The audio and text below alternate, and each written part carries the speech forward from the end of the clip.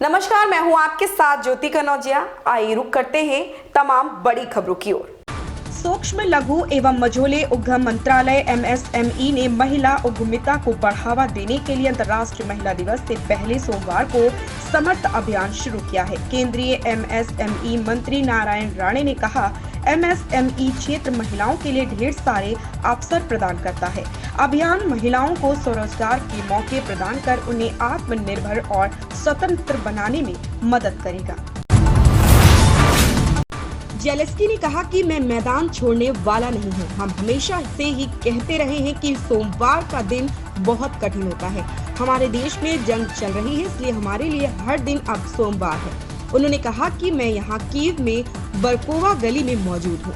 मैं किसी से नहीं डरता हूँ। मैं अपने देशभक्ति से भरे युद्ध को जीतने तक यहाँ बना रहूंगा। तमिलनाडु के कोयम्बटूर के रहने वाले 21 साल के सैनिकेश रविचंद्रन अब रूस के खिलाफ लोहा लेते नजर आएंगे। वह जंग शुरू होने के बाद यूक्रेनी सेना में शामिल हो गए हैं। इस बात की जानकारी सैनिकेश के माता पिता को भी नहीं थी। जब उन्हें इसके बारे में पता चला तो उनके भी होश उड़ गए। यूक्रेनी सेना के खुफिया विभाग की ओर से दावा किया गया है कि दूसरे सबसे बड़े शहर खार्किव में उन्होंने रूसी जनरल को मार गिराया है। खास बात यह है कि यह कोई सेना का आम जनरल नहीं है, बल्कि यह पुतिन की सेना का तुरूप का इक्का है। हालांकि अभी तक रूस की ओर से इस संबंध में कोई टिप्पणी नहीं की गई।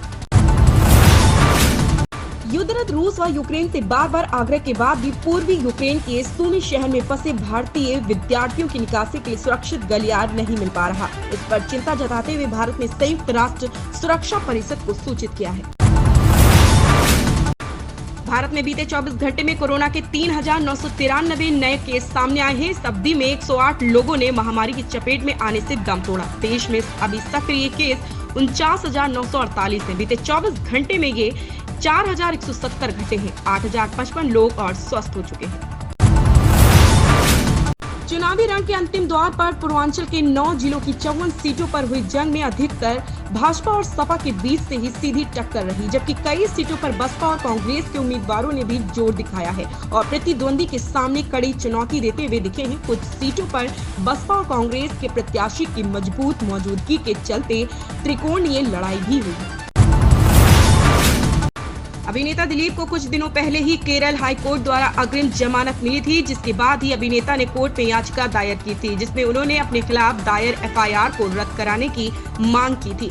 वहीं कोर्ट ने मंगलवार को अभिनेता दिलीप की इस मांग को ठुकरा दिया है। हाई कोर्ट ने दिलीप की इस याचिका को खारिज कर दिया। साथ ही कोर्ट ने जांच टीम को 15 अप्रैल तक जांच पूरी करने का निर्देश दिया है, जो अभिनेता दिलीप के लिए एक बहुत बड़ा झटका है। रूस के उप प्रधानमंत्री अलेक्जेंडर नोवाक ने चेतावनी देते हुए कहा कि रूसी तेल आयात पर प्रतिबंध के विनाशकारी परिणाम देखने को मिलेंगे, क्योंकि पश्चिमी देश यूक्रेन से जंग के बीच मॉस्को पर और ज्यादा प्रतिबंधों पर विचार कर रहे हैं। सोने और चांदी के दामों में बीते दिनों से जारी तेजी मंगलवार को थम गई है और दोनों कीमती धातुओं में दाम में गिरावट दर्ज की गई है। सोने की कीमत 0.10% टूटकर 53,446 रुपए प्रति 10 ग्राम पर आ गई है। दूसरी ओर चांदी के दाम में भी मामूली कमी आई है और इसका भाव गिरकर 69,964 रुपए प्रति किलोग्राम पर आ गया है। इन खबरों में बस इतना ही। धन्यवाद।